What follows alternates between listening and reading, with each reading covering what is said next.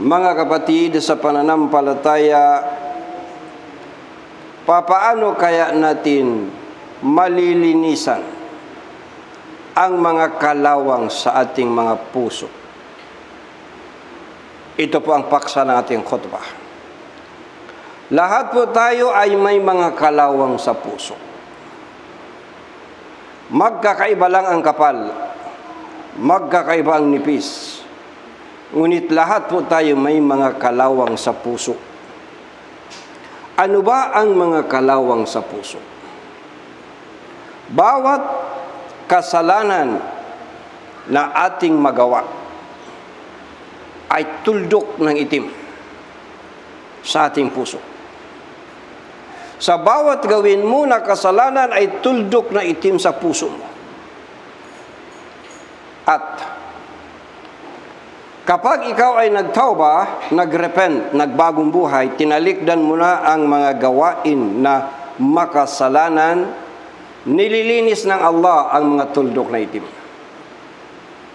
Ngunit kapag binalikan mo na naman muli at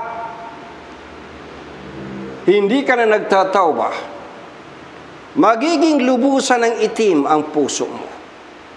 Ito yung sinabi ng Allah subhanahu wa ta'ala sa Quranul Karim, ba'da a'udhu billahi minas shaitanir rajim. Kalla bal rana ala qulubihim ma kanu yaksibun. Chapter 83, verse 14, Quranul Karim. Malapit-lapit na pagkahulugan.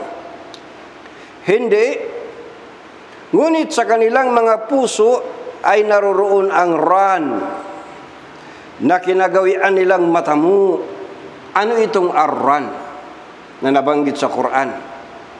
Ayon sa paliwanag ng hadith, ito yung mga tuldok ng itim. Na sa tuwing gumawa ka ng kasalanan, tuldok na itim. At kapag ikaw ay nagtauba, nalilinis. Ngunit kapag nagpatuloy ka at binalik-balikan mo ang gawain na kasalanan, magiging itim ng lubusan ng puso mo. At yan ang binanggit sa Quran. Ang ating source, Hadith at-Tirmidhi, Volume 5, Hadith number 3334. Ngayon, ano-ano ang mga kalawang sa puso? Bumanggitin ng ilan. Napakarami-rami ng mga kasalanan na ating mga nagagawa, na lahat mga kalawang ng puso. Bumanggitin ng ilan sa mga kalawang ng puso, pagkatapos ating banggitin ano ang gamot sa kalawang sa puso. Ilan sa mga kalawang sa puso? Number 1, puot ng Muslim sa kanyang kapwa. Mayroon kang makikitang mga Muslim na nangingitim ng noo sa kasusudyod, pero nangingitim din ng puso sa puot sa kanyang kapwa.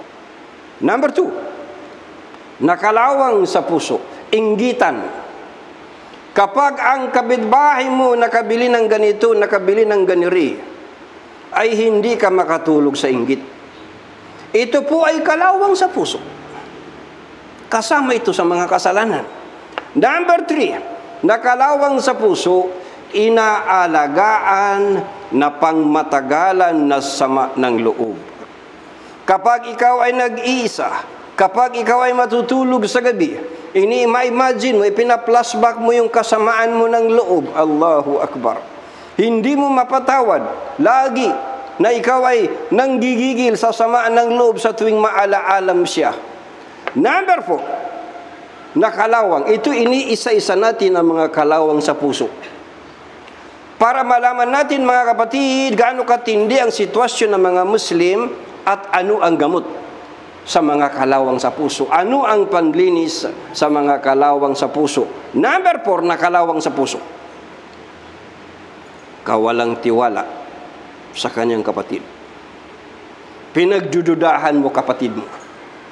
Kapag ang kapatid mo nakabili ng ganito, nakabili ng kotse, o kaya nakabili ng bahay, Allahu Akbar, pinagdududahan mo, saan kaya niya nakuha yung pera? Siguro nakuha na sa ganito, siguro nakuha na sa ganire. Pagdududa ay kalawang sa puso, kapatid. Pinaghinalaan mo yung kapatid mo sa pananampalataya. Subhanallah. Number 5 na kalawang sa puso, iniisa-isa natin na 11 ito. Babanggitin natin. At ano ang gamot? Iisa lang ang gamot. Walang gamot, maliban sa isa. Number 5 na kalawang sa puso, pride. Magkaroon ka lang na pride na kasing laki ng atom, hindi ka makakapasok sa paraiso, sabi ng hadith. Allahu Akbar. Pride, kahambugan, arrogante, kayabangan, pagmamalaki. Marami po ang uri ng pride.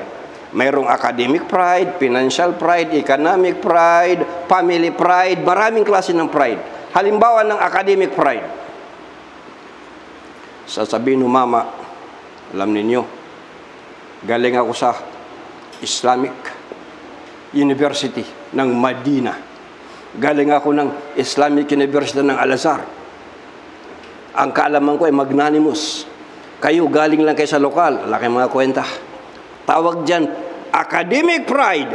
Ang tingin mo sa mga kapwa mo scholar, dahil galing lang sa lokal, ay mga pipitsugin. Dahil ikaw ay galing sa abroad, ang galing ka sa mga bansang Arabong universidad. Tingin mo sa sarili mo, magnanimous. Subhanallah. Ang tawag dyan, pride. Sino mang mayroong gatiting na pride sa puso, yung bang tingin mo sa kapwa mo maliit, tingin mo sa sarili mo napakalaki. Gatiting na pride, hindi ka makakapasok sa paraiso. Number 6, nakalawang sa puso. Tribalismo. Tapos sabihin ng mama, itong tribe namin ang pinaka-the best. Yung mga tribe ninyo, walang kwenta. Ito lang tribe namin ang totoong humawak ng Islam sa Pilipinas. Ito lang tribe namin, maraming ulama, maraming alim, maraming ustads. Ito lang tribe namin ang nakapagpatayo ng maraming muski sa Pilipinas. Kaya kami ang the best tribe. Allahu Akbar. Pagtingin mo sa iba mga tribo, mga aywan. Sabi naman ng kabila, hindi hindi kayo ang the best na tribe. Kami ang the best na tribe. Kami ang tribo ng mga jihad, nagji-jihad. Kung hindi nang dahil sa aming tribo na pala jihad, walang Islam sa Pilipinas. Pataasan ng ihi, tribalism kung tawagin. Yan po mga kapatid ay kasama sa mga kalawang sa puso na kailangan linisin natin. Mamaya, ano ang panglinis? Number 7, nakalawang sa puso. Favoritismo. Alam niyo ngayon, mayroon ng mga idol-idol. Yan si alim, yan si ustad, paborito ko yan. Idol ko yan. Kahit na anong sabihin niya, kahit na palpak pang itinuturo niya, ina-idol mo, paborito mo. Yang kabila, yang si ustad, yang si alim, hindi ko gusto yan. Hindi ko paborito yan. Bakit? Kasi siya, ang kanyang mga lecture, mga khutbah, natatamaan siya. Natatamaan. Itong idol niya, ang lahat ng sinasabi niya, kahit mali, kahit napalpak ang mga sinasabi niya, hindi siya natatamaan. Kaya idol. Sa Islam, wala pong idol-idol. Allahu Akbar, subhanallah. Favoritismo, kasama po sa mga kalawang sa puso. Number 8, makasarili na interest. Pansariling interest. Bigyan ko ka ng sampol. Huwag natin pumunta sa ibang larangan. Pumunta natin sa da'wah mismo, sa da'wah na puno ng mga ulama, na mga mahintatakutin sa Allah dapat. Halimbawa, ito ay totoong nagaganap. More than 30 years na ako sa da'wah. Nakita ko ito, nasaksihan ko ito. Ilang beses. Sasabihin nung isang maalam, mga ustads, mga alim, mga duat, mga da'ya, mag-organize tayo para baka hingi tayo sa abroad ng suporta para ating da'wa tuloy-tuloy. Abay, tuwan-tuwa naman yung mga kapatid natin, mga ustads, mga ulama, mga duat, lahat. Mag-submit ka ng resume, lahat nag-submit ng resume. Mag-election tayo, ha? At nag-election. Ikaw ang president, ikaw ang chairman, ikaw ang treasurer, ikaw ang secretary, etc. buong paniwala ninyo totoo. Pag inirehistro sa SEC, Securities and Exchange Commission, ako ang president, asawa ko ang vice president, anak ko ang treasurer, anak ko ang secretary. Ang nakalagay sa Securities and Exchange Commission, pamilya namin. Hindi totoo na yung mga ini-elect ng mga tao ang nakalagay sa SEC. Ito ay nagaganap maraming beses, mga kapatid, at ang mga gumagawa nito mismo mga kapatid nating mga maaalam sa Islam. Allahu Akbar. Bakit? Pansariling interest. Personal interest. Ang tingin nila sa da'wah ay racket. Hindi naman lahat, pero marami. Na ang tingin nila sa da'wah ay racket. Kapag nakakita na ng Arabo na magpipinance, biglang nawala si alim. Nawala na rin yung budget. At ito pa yung masakit. Dahil ako ang founder, kailangan presidente ako lifetime, chairman ako lifetime, treasurer ako lifetime. Ako na ang presidente, ako pa ang chairman, ako pa ang treasurer. At ang gusto ko, lifetime. Ang nakalagay sa Securities and Exchange Commission, tuwing 2 taon, magpalit ng pinuno. Magpalit ng mga driver. Kasi lubat na yung mga driver Kailangan palitan ng mga full bat ng mga driver. Pero ang gusto natin, dahil makasarili tayo, ang gusto natin, lifetime president, lifetime chairman, lifetime. Ito kasi 3 posisyon ito. Presidente, chairman, at treasurer. Ito ang mga kumukuha ng racket sa bangko. Subhanallah. Number 9 na kalawang sa puso. Itong binanggit ko sa inyo, kababanggit ko sa inyo, existido to. Hindi to wentong barbero. Totoong nangyari at nangyayari sa kasalukuyan at mangyayari pa sa mga darating. At ang masakit nito, mismo ang mga mangangaral na mga kapatid natin ang mga gumagawa. Masakit sa tenga, pero totoo. Number 9. Nakalawang sa puso, lahi sa lahi. Itong lahi namin, lahi ito ng mga maharlika, lahi ito ng mga royal, kami ang mga sultan. Kayo, ang mga Bisaya, Allahu Akbar. Alam niyo maisin mga Bisaya, salitang Maranao. Bisaya, alipin. Kayo mga alipin, kami ang lahi ng mga maharlika, kami lang ang pwede maging sultan sa lugar na ito.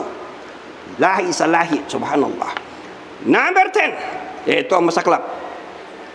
Panatiko na madhab sa madhab. Hindi masama ang magmadhab. Ang 4 na imam, 4 na madhab. Lahat sila tama. Lahat sila may ebidensya. Ang masama, ang mga tagasunod, ang mga followers.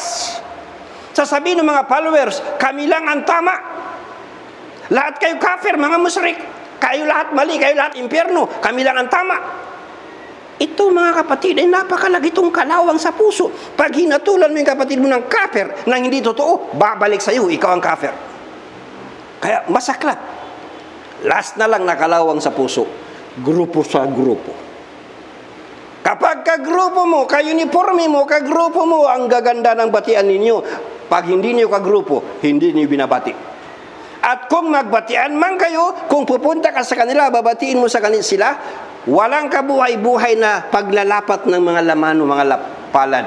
Ibig sabihin po, hindi kanila kapatid. Samantalang sinabi sa Quran na ang mga magkakapatid, mananampalataya. Therefore, mga kapatid sa pananampalataya, ang pinakamalubha na problema ng kamusliman, sanhi ng mga kalawang na ito, ang pinakamalubha na sakit natin ay ang kawalan ng kapatiran. Walang pagkakaisa. Therefore, ang ating kailangan na linisin ay linisin natin itong mga kalawang na hadlang sa pagkakaisa kapatiran ng mga Muslim. Ano ang paglinis? Mayroon bang paglinis? Mayroon bang pag-asa magkaisang mga Muslim? Sabi ng iba, hindi nang magkakaisa. Mayroon po. May pag-asa pa sa paanong paraan. Nasaan ang sinabi ng Allah sa Quran na ang tunay na magkakapatid ay ang magkakapatid sa iman? Innamal mu'minuna ikhwatun fa aslihu baina akhawaykum wattaqullaha la'allakum turhamun. Chapter 49 verse 10 Quranul Karim. Katotohanan, ang tunay na mga magkakapatid ay yaon lamang mga nananampalataya. Tinutukoy mga nananampalataya sa Allah. Ito lang ang tunay ng magkakapatid. Ito ang powerful na kapatiran. Kapatiran sa iman, hindi kapatiran sa dugo. Ang kapatid mo sa dugo, baka hataking ka pa na sa impyerno. Pero ang kapatid mo sa iman, pwede ka nang mahatak sa paraiso. Dagdag pa. Kaya't gumawa ng pakikipagbati sa inyong mga kapatid at matakot kayo sa Allah upang kayo ay kaniyang kahabagan. Magsipagbati na, katakutan ng Allah para po tayo ay kaniyang kahabagan. Ngayon, silipin natin ng kaunti. Ano ang status ng kapatiran ng mga Muslim sa Pilipinas? Hindi lang sa Pilipinas, buong mundo. 57 Muslim countries sa buong mundo. Ano ang status ng kapatiran? Lumalala ang kawalang kapatiran. Walang tulungan ang mga Muslim. Tingnan ninyo ang nangyayari. Binubomba ang Iraq. Pinanunood lang ng 57 Muslim countries. Mayroon bang nagtanggol? Binomba ang Libya. May nagtanggol? Mula 1948 hanggang ngayon 2025, tuloy-tuloy na binubomba ang mga Muslim sa Palestine, lalo na ngayon sa Gaza. Mayroon bang tumutulong? Hanggang forma lang, hanggang salita lang. May nakita ka Muslim na ipinagtanggol talaga niya ang mga tao sa Gaza para bombahin din nila Israel? Wala po. Hanggang forma lang ang mga Muslim. Ibig sabihin, wala talagang totoong kapatiran, walang tulungan, bagamat ang turo ng Islam ay pagtutulungan. Bakit ba tayo nagsasala 5 times a day sama-sama mga lalaki? Para maging magkalapit ang mga loob natin. Para maging familiar tayo sa isa't isa. Para kung may problema ang kapatid mo, matutulungan mo. Pagtutulungan, ito ang pinakadiwa ng Islam. At hindi na napagod ang ating mga mangangaral. Hindi na napagod sa pangangaral ng pagtutulungan, pagkakisa kapatiran. Ngunit ang problema, minsan, mismo ang mga nangangaral ang walang kapatiran. At ang pinakamasaklat nito, pinakamasaklap sa lahat, gustong-gusto ng bawat isa sa atin ang kapatiran. Lumalabas sa ating mga bibig, gustong-gusto natin ang kapatiran. Ngunit ang totoo niyan, tibang-tiba pa rin si Satanas. Tagumpay na tagumpay pa rin si Satanas sa pagtatanim ng mga butil, ng kalawang sa puso ng mga Muslim para masira ang kapatiran. Ngayon, ang tanong, mayroon bang gamot? Mayroon bang gamot na panglinis sa kalawang ng puso? Mayroon. Mayroon. Mayroong nag-iisang gamot sa kalawang, sa puso, para ang mga Muslim magkaisa. Ano ang gamot? Walang makakapagbura. Yang puot mo, kapatid, sa puso mo, kailanman hindi mo yan mabubura. Maliban kung gamitin mo itong formula, number 1 na formula. Yang inggit mo sa kapitbahay mo, kailanman hindi yan mabubura. Kapag nakita mo umasinso yung kapitbahay mo. Yang inaalagaan mong sama ng loob, kailanman hindi yan mabubura. Yang kawalan mo ng tiwala, pinagdududahan mo, kapatid mo, hindi yan mabubura. Maliban kung alam mo ang formula ng pambura. Yang pride mo sa kapatid mo, hindi yan mabubura. Yang tribalismo, hindi yan mabubura. Yang favoritismo, hindi yan mabubura. At yang makasarili na interest, hindi yan mabubura. At yang grupo sa grupo, madhab sa madhab, lahi sa lahi, na mga kalawang sa puso, hindi yan mabubura maliban na lamang sa isang formula. Ano ang formula? Na nakalagay sa Islam. Ano ang formula? Maliban na lamang kung matutunan natin mahalin ang isa't isa ng alang-alang sa Allah. Hanggat hindi na itatanim sa kamalayan mo na mahalin mo si fulan ng alang-alang sa Allah, kailanman hindi mo siya patatawarin. Ngunit kung nasa puso mo ang pagmamahal sa Kanya ng alang-alang sa Allah, gaano man kalaki ang galit mo kay Fulan, kapag nakahiga ka, sasabihin mo sa iyong Panginoon, kakausapin mo ang Panginoon mo, Ya Allah, galit na galit ako kay Fulan. Masama ang loob ko kay Fulan, Ya Allah. Ngunit alang-alang, Ya Allah, sa iyong luwalhati, aking pagmamahal sa iyo, pinatatawad ko na po, Ya Allah, si Fulan. Sa ganyang paraan lang, kapatid, pagmamahalan ng alang-alang sa Allah. Anong sabi ng hadith ni Muhammad sallallahu alaihi wasallam? Authentic na hadith. La tadkhuluna al-jannata hatta tu'minu wa la tu'minu hatta tahabbu. Hindi kayo makakapasok sa paraiso hanggat hindi kayo nananampalataya, at hindi kayo mananampalataya hanggat hindi ninyo minahal ang isa't isa. Hindi ka makakapasok sa paraiso nang wala kang iman. At hindi totoo ang iman mo kung kinapupuutan mo ang kapatid mo sa pananampalataya. At hindi kayo mananampalataya hanggat hindi ninyo minahal ang isa't isa. Paano ka magiging mananampalataya na inaalagaan mo sa kalooban ng puot mo kay kapatid mo? Authentic na hadith, Sahih Muslim at saka hadith Ahmad. Ang tunay na magkakapatid ay mananampalataya. Pangunahing katangian ng mga Muslim ay nagmamahalan sa isa't isa, regardless kung anong tribo ka, isang tabi mo. Regardless kung anong grupo ka, isang tabi mo. Regardless kung ikaw ay maharlika, royal family, whatever, ano ang katayuan mo sa buhay, isang tabi mo at ang pairalin mo, mamahalin mo siya ng alang-alang sa Allah, pasado ka. Ang tanong, magagawa mo ba? Kaya mo ba? Para malaman mo, kapatid, gaano kadakila na karangalan, gaano kadakila na honor, karangalan sa paningin ng Allah ang pagmamahal ng alang-alang sa Kanya sa araw ng muling pagkabuhay. Hahanapin niya nasaan na ang mga yaong nagmahalan ng alang-alang sa aking luwalhati. Sasabihin ng Allah. Basa Sahih Muslim na hadith. Nasaan na ang mga yaong nagmahalan sa isa't isa ng alang-alang sa aking luwalhati? Sa araw na ito ay pasisilungin ko sila sa aking lilim, sa araw na walang lilim maliban sa akin. So ganito katindi, mga kapatid, napakadakila ang mga papremyo ng Allah subhanahu wa ta'ala sa mga mananampalataya na nagmahalan ng ang tanging dahilan bakit nagmahalan ay ng alang-alang sa Allah, na ito lamang talaga ang pang-neutralize ng kalawang sa puso ng mga Muslim.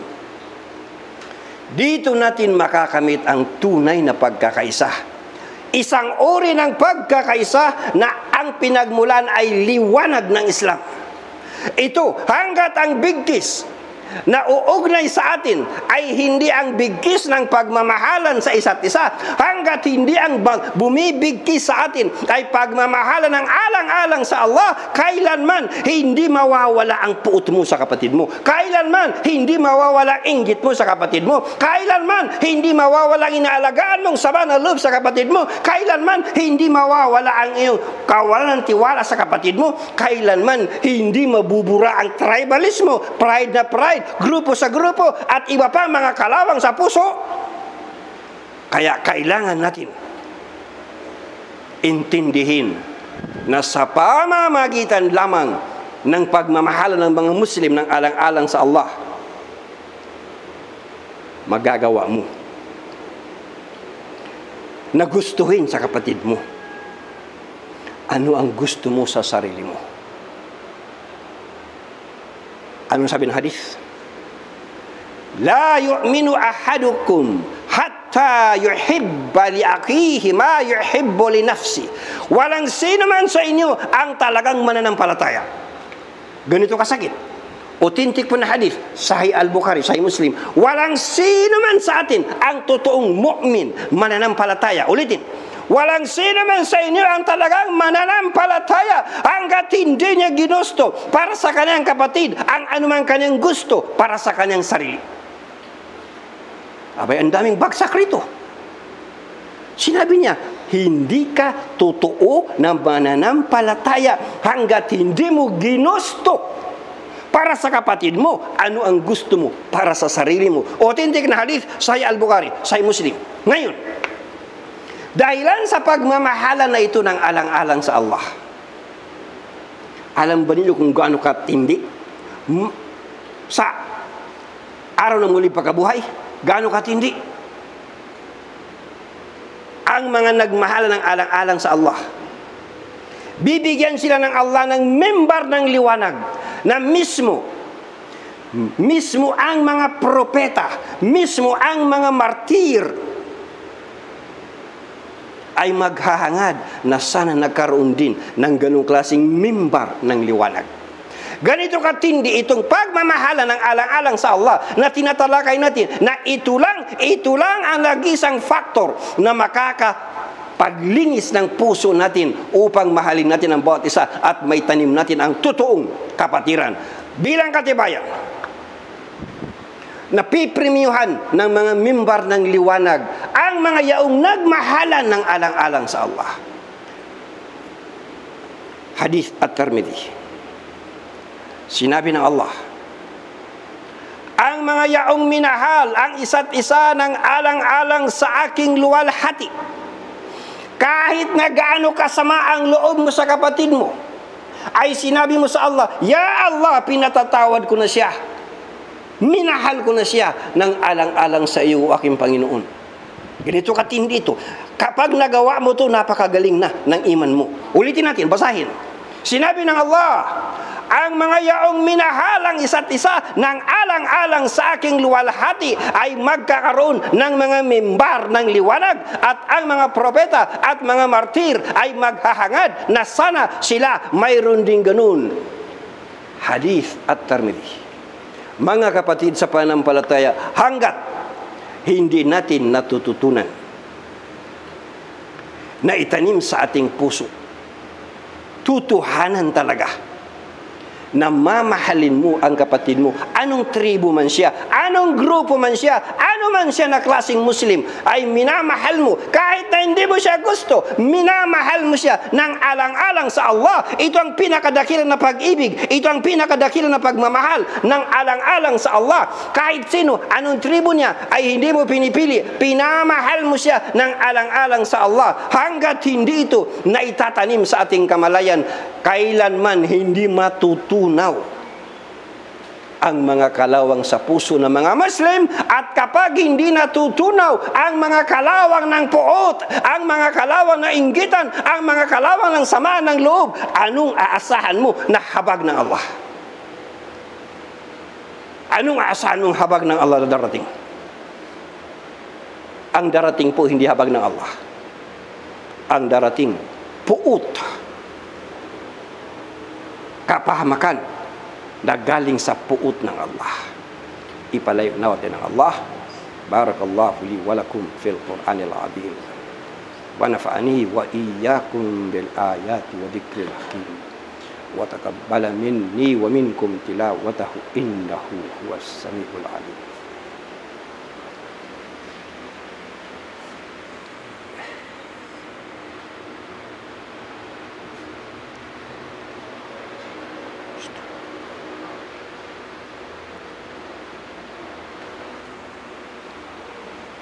Alhamdulillahi hamdan katsiran kama amar. Asyhadu an la ilaha illallah wahdahu la syarikalah. Wa asyhadu anna Muhammadan abduhu wa rasuluh. Ibadallah, ittaqullaha haqqa tuqatih wa la tamutunna illa wa antum muslimun. Mga kapatid sa pananampalataya na naman, isisingit na naman natin kahit wala sa topiko. Obligasyon namin sitahin ang isang mungkar. Pag hindi namin sinita, kami kasama sa kasalanan. Kapag po mga sister, nakatayo ang imam at nagkukhutba Biyernes, kapag nagsalita kayo, batal na ang inyong salatul Jum'ah. Wala na kayong Friday prayer. Kapag nakatayo ang imam at nagkukhutba na Biyernes, haram sa ma'mum ang mag-utos ng mabuti, haram sa ma'mum ang magbawal ng masama. Kaya, protektahan natin ang ating Friday prayer na huwag mawala, huwag masayang. Hindi kasi ito binabanggit na iba mga nagkukhutba. Dapat talaga i-educate natin ang kamusliman na itong bagay na ito ay pampasira ng inyong mga sambayan. Balikan natin paksa. Therefore, mga kapatid sa pananampalataya, magkariraan tayo. Hindi tayo magkakariraan sa pagtatanim ng mga butil ng puot, inggitan, samaan ng loob, tribalismo, grupo sa grupo, lahi sa lahi, at kung ano-ano mang kalawang sa puso. Magkariraan tayo saan? Sa pagtatanim ng mga butil ng takwa. Dahil sa pamagitan lamang ng takwa, darating ang habag ng Allah. Sa pamagitan lamang ng takwa, maiisip mo na patawarin mo yung kapatid mo at mamahalin mo siya ng alang-alang sa Allah. Kapag wala kang takot sa Allah, nangitim na ang noo mo, ha? Nangitim na sa kasusudyod ang noo mo. Kung ang puso mo nangingitim din sa sama ng loob, kapatid, ito, tandaan mo ang hadith. Araw-araw inire-report ng mga malaika ang ating mga good deeds sa langit. Ngunit kapag magkasamaan ng loob na hindi nagbabati, suspendido ang inyong mga good deeds. Hindi mo na iangat. So therefore, matutunan natin, magkarirahan tayo sa pagtatanim ng mga butil ng takwa. Wasari'u ila magfiratin min rabbikum wa jannatin arduha as-samawati wal ardu uiddat lil muttaqin. Chapter 3, verse 133, Quranul Karim. At magmadali, bisabihin magkarera, magmadali tungo sa pagpapatawad mula sa inyong Panginoon at sa paraiso na kasing lawak ng mga kalangitan at daigdig na inilaan para sa mga mahintatakutin sa Allah. Sa pagiging mahintatakutin sa Allah, manuneutralize mo ang iyong puot at galit. Manuneutralize mo ang iyong inggit. Manuneutralize mo ang kawalan mo ng tiwala sa kapatid mo. Manuneutralize mo ang pansarili mo. Dahil sa takot sa Allah, darating ang habag na Allah.